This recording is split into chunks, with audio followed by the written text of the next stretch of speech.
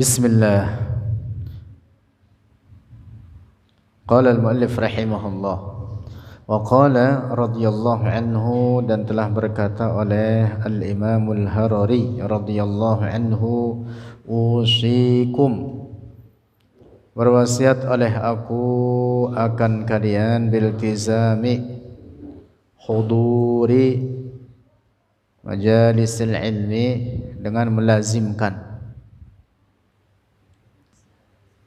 senantiasa menghadiri majlis-majlis ilmu, lianna sababan intisyaril mujassimati, karena sungguhnya sebab menyebarnya golongan musyabbihah, golongan mujassimah, wal musyabbihati, dan golongan musyabbihah, kelompok sesat. Kaum Mujassimah, golongan sesat, mengatakan bahwa Allah sebagai jisim, memiliki fisik, bentuk dan ukuran. Wal musyabbihati, dan golongan musyabbihah, kelompok sesat, menyerupakan Allah dengan ciptaannya. Na'udzubillah. Mereka itu di zaman kita sekarang adalah kelompok Wahabi, walaupun mereka mengatakan bahwa diri mereka bukan mujassimah, bukan musyabbihah. Tentu mereka tidak mau mengakui itu. Tetapi sebenarnya kaum mujassimah, musyabbihah di zaman kita sekarang mereka itu, karena mereka menetapkan anggota-anggota badan bagi Allah, menetapkan adanya bentuk dan ukuran bagi Allah. Itulah kaum musyabbihah mujassimah. Wa nufatit tawassuli, dan menyebarnya orang-orang yang mengingkari tawassul, yaitu juga sama zaman kita sekarang, golongan Wahabiyah. Bainan nasi, di antara orang-orang, sebab tersebarnya kelompok tersebut sebagian masyarakat kita adalah al-jahlu, itu kebodohan, bi'ilmid dini, dengan ilmu agama. Wa hadhil madarisu, dan ini sekolah-sekolah al-asriyatu, yang modern, sekolah-sekolah modern yang ada di zaman kita sekarang, la tu'allimu, tidak mengajarkan, oleh al-madaris ilmad dini ad-daruriyah, akan ilmu agama yang pokok. Wal ahlu, dan keluarga anak-anak tersebut atau para siswa itu, la yu'allimun, tidak mengajari atau tidak mengajarkan oleh mereka al-ahl, orang tuanya tidak mengajarkan akan ilmu din ad-daruri. Fal waladu, maka seorang anak, yashibbu, tumbuh dewasa, wa yashibu, dan tumbuh menjadi tua. Kalau tua tumbuh apa gimana ya? Iya, tumbuh dewasa hingga menjadi tua, gitu. Yashibbu wa yashibu, tumbuh remaja hingga menjadi orang tua. Wa huwa, dan dia itu al-walad jahilun, itu bodoh, bi ilmid dini, dengan ilmu agama. Summa yaltaqi, kemudian berjumpa oleh al-walad bihaula'il mujassimati, dengan mereka golongan mujassimah, wal musyabbihati, dan golongan musyabbihah, wa nufatit tawassuli, dan orang-orang yang mengingkari tawassul, orang-orang Wahabi. Fayasma'u kalamahum, maka mendengar oleh dia al-walad kalamahum, akan perkataan mereka, perkataan mujassimah, musyabbihah, sehingga mengikuti mereka. Nauzubillah. Penyebab utamanya apa? Karena kebodohan. Penyebab utamanya tidak faham ilmu pokok-pokok agama.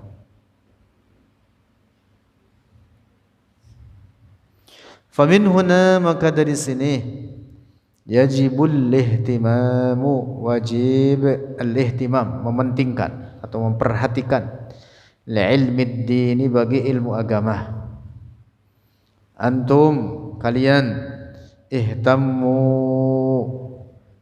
pentingkanlah atau perhatikanlah oleh kalian li'ilmi dini, bagi ilmu agama, hatta tanfa'u, sehingga memberi manfaat oleh kalian, anfusakum, akan diri kalian, wa auladakum, dan akan anak-anak kalian, wa ahaliyakum, dan akan keluarga-keluarga kalian, wa jiranakum, dan tetangga-tetangga kalian. Masya Allah. Itulah mengapa para ulama menyebutkan al-ilmu nur. Al-ilmu nur. Jadi ilmu itu menjadi cahaya. Artinya memberi apa? Petunjuk kepada kebenaran. Orang menjadi faham antara al-haq minal batil, mana yang hak, mana yang batil. Dengan ilmu seseorang menjadi ahlut tamyiz, dapat membedakan mana benar, mana salah, mana hak, mana batil, mana halal, mana haram. Ini tamamtum, jika memperhatikan oleh kalian li'ilmi dini, bagi ilmu agama, tahfazuna anfusakum, menjaga, maka menjaga oleh kalian anfusakum, akan diri kalian, wa auladakum, dan akan anak-anak kalian, wa ahaliyakum, dan akan keluarga-keluarga kalian, wa ahlikum, bacanya wa ahlikum ini, wa ahlikum, dan akan keluarga kalian. Wa iyyakum, dan hindari oleh kalian, ayyahsulah, dari terjadi atau untuk terjadi, minkum, dari diri kalian, futurun, oleh kebosanan, fi ilmi dini, dalam ilmu agama.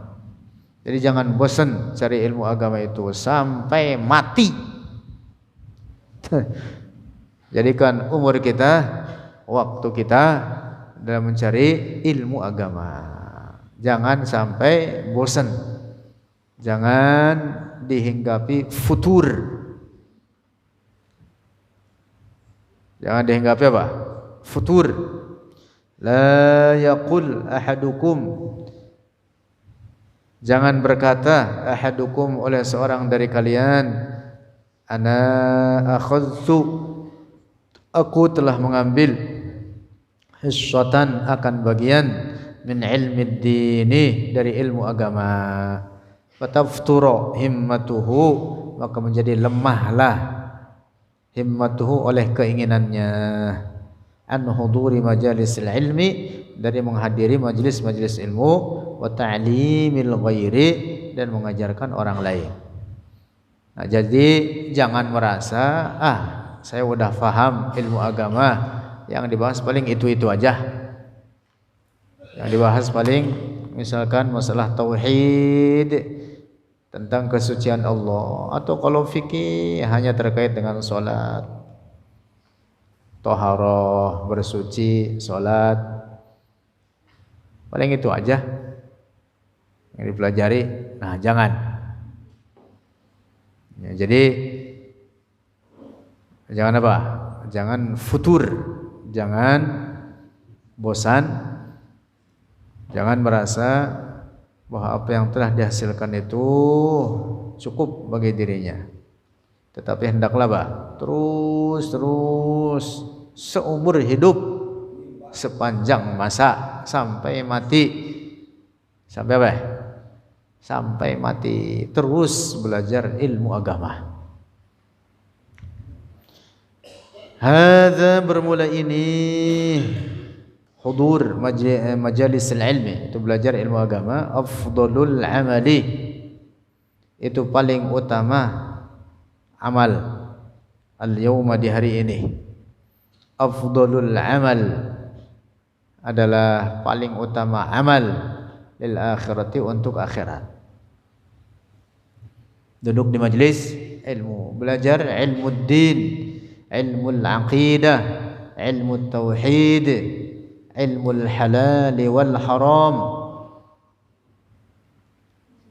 Itu yang pokok ya.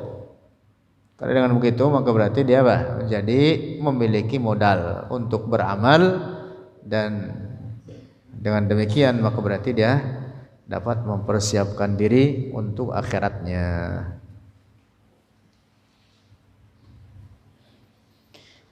Alladzi la yata'allamu 'ilma ad-din ad-daruriyya, alladzi seorang yang la yata'allamu tidak belajar ilmu ad-din akan ilmu agama ad-daruriyya yang pokok, yahliku maka akan tersesat ia, binasa yang dimaksud tersesat, wa yuhliku ghairahu dan akan menyesatkan akan orang lain, akan selainnya, akan tersesat dan menyesatkan. Man aradallahu, man siapa orang, aradallahu berkehendak oleh Allah, bihi dengan nyaman, khairan akan kebaikan, yuhibbu mencintai oleh orang tersebut, ilmad dini akan ilmu agama, wala yashba'u minhu dan tidak kenyang oleh dia, minhu darinya ilmu din. Itulah orang yang oleh Allah dikehendaki kebaikan baginya. Orang yang mencintai ilmu agama dan tidak pernah kenyang darinya, dia habiskan waktunya dalam menekuni mempelajari ilmu din. Ruwiyan diriwayatkan an Rasulillah, dari Rasulullah sallallahu alaihi wasallam, annahu bahwasanya Rasulullah qala telah bersabda, la yashba'u mu'minun, tidak kenyang mu'minun oleh seorang mukmin, min khairin dari kebaikan, yasma'uhu yang mendengar oleh dia, hu akan khair, hatta yakuna muntahahul jannata, hatta yakuna sehingga menjadi, muntahahu oleh puncaknya dia mukmin, al jannata itu surga.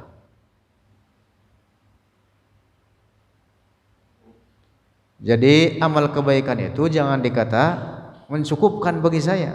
Saya sudah beramal kebaikan. Saya sudah belajar ilmu ini itu, ilmu ini, ilmu itu. Saya sudah mengambil ilmu din ad-daruri, ilmu pokok-pokok agama. Saya sudah paham tauhid, saya sudah paham fikih. Lalu kemudian apa? Meninggalkan belajar.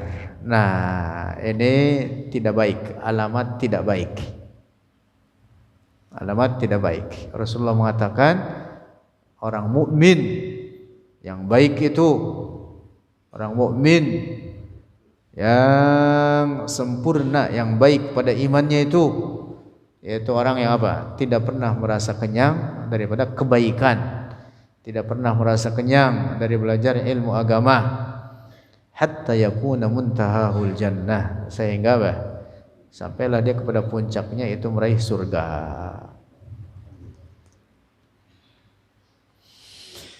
Hadhihi riwayatu, ini riwayat, ihda riwayatai hadzal hadisi, itu salah satu dua riwayat ini hadis.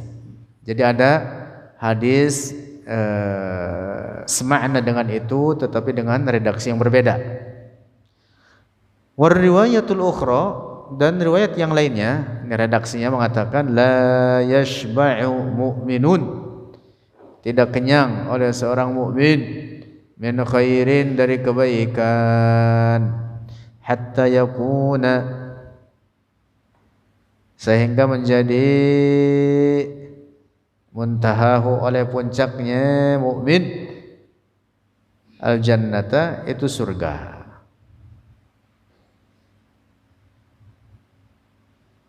Nah, redaksi yang di atas la yashba'u mu'minun min khairin yasma'uhu, ada lafaz yasma'uhu.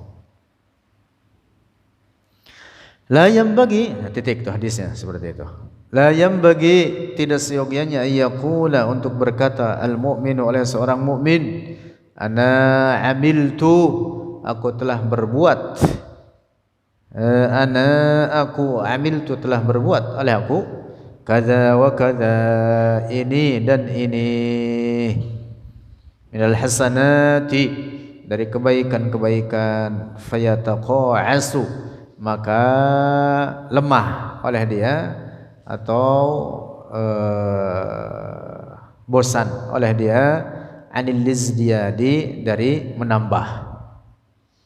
Jadi jangan merasa amal soleh saya sudah banyak, lantas dia apa?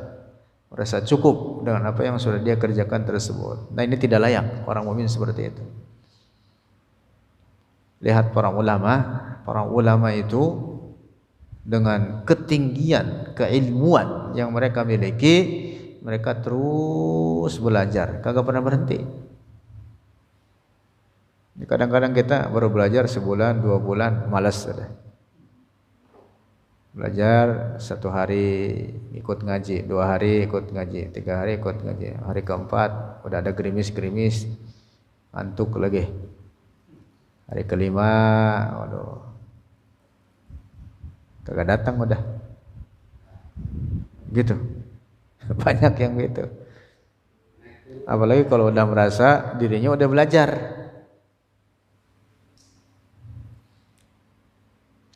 Bahkan guru-guru kita itu duduk di majelis ilmu, yang mengajarnya itu adalah murid mereka.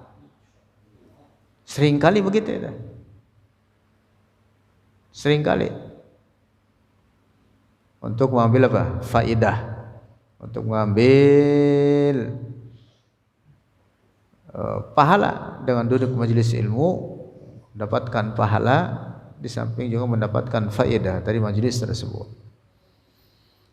Orang dengan hanya duduk saja di majelis ilmu, ikut dengan rombongan orang-orang yang belajar ilmu agama, sudah menjadi pahala besar baginya. Fayambagi, maka seyogianya ayyakuna, bahwa ada ia seorang daiban, berusaha, senantiasa berusaha, fi talabil mazidi, dalam mencari tambahan, min amalil birri, dari perbuatan kebaikan, wa ilmi dini, dan dari ilmu agama, ilal mamati, hingga mati.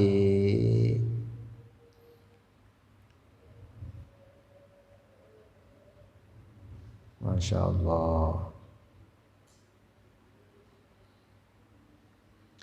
Ayyamud dunya, bermula hari-hari dunia, qisarun, itu pendek. Pendek hari dunia ini. Tahu-tahu Mang Ujang udah umur 68. Nah, iya. Walaupun ngaku masih muda, habis enggak? Habis. Bentar lagi habis. Rasulullah umurnya 63, Bang Ujang 69. Banyak bonusnya itu. Banyak enggak? Banyak bonusnya itu. Mungkin 1 tahun lagi, mungkin 2 tahun lagi. Setahun lama apa sebentar? Setahun lama apa sebentar? Bentar. Bahkan jangankan 1 tahun, 5 tahun pun sangat sebentar. Nah, sekarang kita umur udah sekian ini. Umur kita udah sekian ini. Padahal umur 10 tahun, umur 15 tahun ketika kita masih kecil, seperti masih ada di hadapan mata kita. Coba bayangin, kebayang enggak? Ada di mata kita itu. Main di comberan, main tanah, Nah, Supri main kelapa sawit. Supri, Masya Allah. Mandi di kali, kalinya butek. Depan mata kita itu ketika kecil kita ngapain. Nah sekarang umur udah berapa? 40, 50, 60. Masya Allah. Ayyamud dunya qisar. Wa ayyamul akhirati, dan hari-hari akhirat tiwalun, itu panjang. Bahkan kehidupan akhirat itu tanpa penghabisan.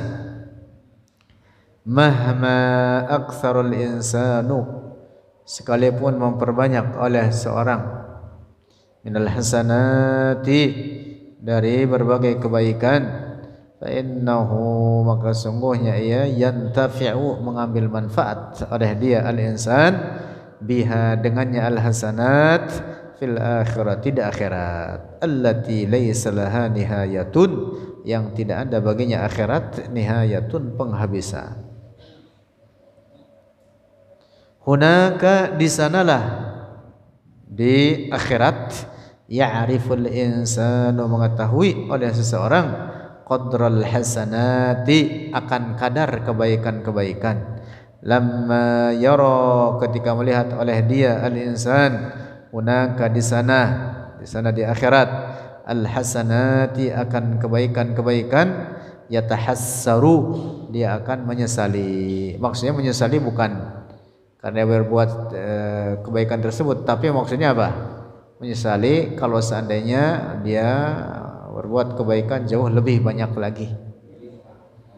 Yaqulu, berkata oleh dia, ya laitani, seandainya aku, amiltu, berbuat oleh aku, minal hasanati, dari kebaikan-kebaikan, aktsara, lebih banyak, mimma amiltu, dari apa yang telah aku kerjakan.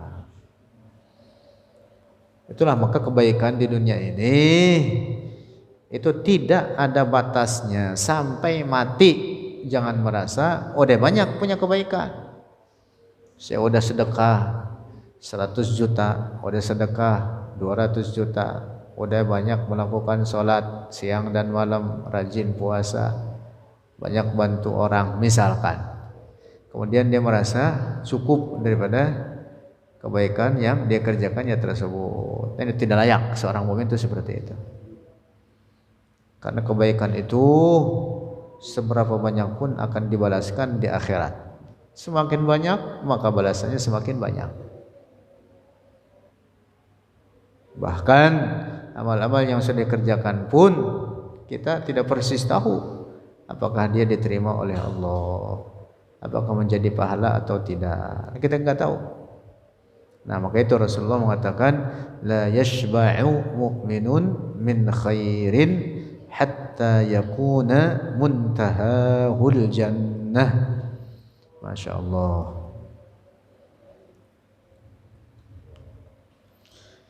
Wa qala radhiyallahu anhu, dan telah berkata oleh al-Imam al-Harari radhiyallahu anhu, qala Rasulullah, telah bersabda Rasulullah sallallahu alaihi wasallam,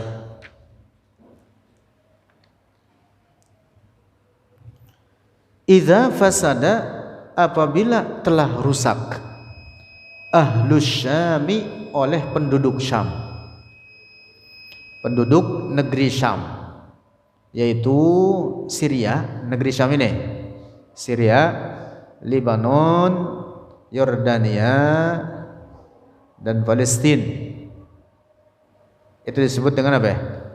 Negeri Syam. Dahulunya itu disebutnya Syam, Syam, daratan Syam. Yang terbesar tentu negara Syria sekarang. Jadi Syria itu negara besar. Kalau Lebanon kecil, lebih besar Jakarta. Lebanon kecil, Syam besar, Palestina juga besar. Palestina digosok, dirampas tanahnya oleh orang-orang Yahudi. Yordania juga besar.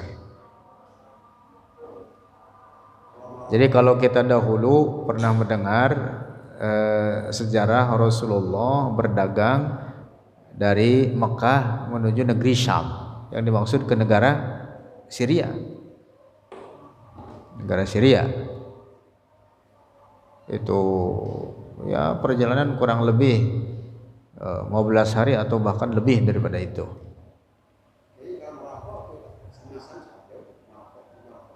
Maroko bukan Syam. Kalau Maroko di Afrika. Afrika di mana? Benua Afrika. Cengkareng lagi. Benua Afrika tuh Mojang. Benua Afrika itu bagian atasnya itu Tunisia, Aljazair, itu tetanggaan. Terus di sininya Laut Merah. Sini Laut Merah. Nyebrang Laut Merah Jeddah. Laut Merah nih, Al-Bahrul Ahmar yang dulu dibelah oleh Nabi Musa. Nyebrang Nabi Musa ke Palestina dari Mesir. Nah, Mesir itu di benua Afrika ini, di benua Afrika, Mesir, Iskandaria, Mesir, terus ke bawah bentuknya begini, terus ke pojok sini, ini seperti ujung dunia. Khususnya laut lepas sudah, ini ujung dunia ini, disitulah Maroko, Al-Maghrib disebut Maroko itu Al-Maghrib, bahasa Arabnya Maghrib, Al-Maghribul Aqsa. Disebut Maghrib karena itu penghujung barat, seakan menjadi tempat terbenamnya matahari. Ke bawah, ke sini ke bawah, Afrika Selatan. Indonesia itu punya hubungan dengan Afrika Selatan. Ada ulama besar dimakamkan di sana dari Indonesia, namanya Syekh Yusuf Al-Makassari, termasuk punya andil atau punya peran dalam kemerdekaan Afrika Selatan. Itu di zaman Soekarno dahulu. Nah, ini namanya sebenarnya benua Afrika. Bagian tengahnya itu Somalia, Nigeria, terus Sudan. Nah, kalau Garut jauh dari situ. Garut jauh dari situ Ngojang. Garut benua apaan?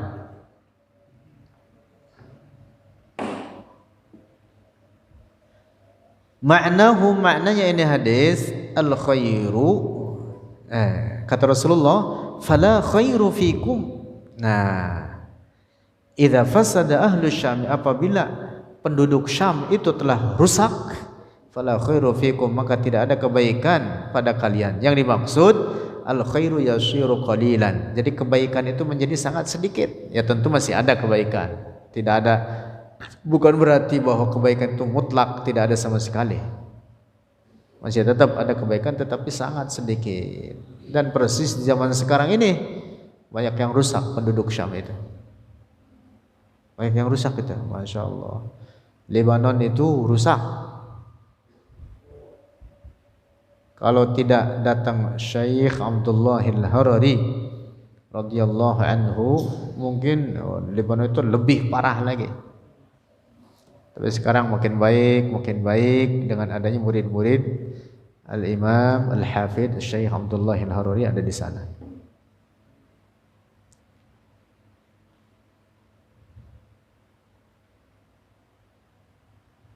Padahal daratan Syam saja ini yang tadi 4 negara itu seandainya bersatu saja, bersatu, menyatukan kekuatan, takut udah. Orang-orang di luar Islam takut semua. Makanya sengaja dibelah-belah. Belah-belah.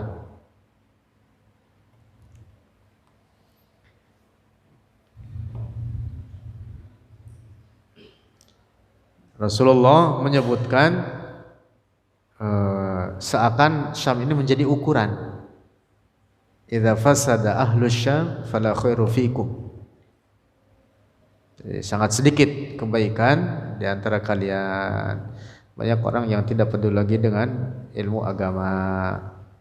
Persis zaman sekarang ini, akhir zaman, di mana daratan Syam